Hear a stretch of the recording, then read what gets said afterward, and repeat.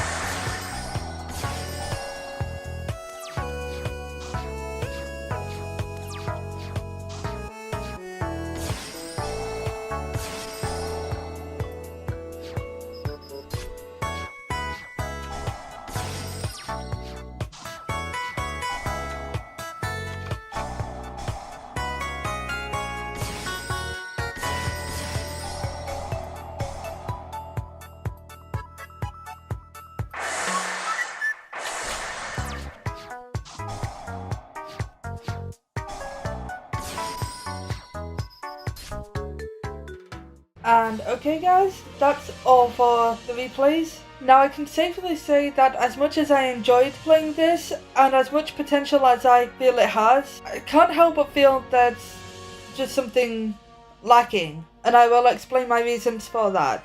Firstly, whilst flooding the board is all well and good, they have little to no aggressive plays, which isn't a very good thing, because you have to rely on big link monsters like Topologic Bomber Dragon, and that's just not a good thing to rely on. However, they are very, very good defensively, especially through cards like Kalantosa, Hoppier Squadron, and in the opponent's turn you can fire Topologic Bomber Dragon and just annoy them, but you still cannot win through defense alone. I feel like they would benefit immensely from slightly bigger Merfae monsters, which could be summoned by maybe something like bouncing 2 Merfaes from the board into your hand and summoning a bigger one, if that makes sense. Keeping with the defensive theme, those monsters could be unable to be destroyed or targeted, and so on, but they would still be able to do actual damage to your opponents, and be able to punch over threatening cards like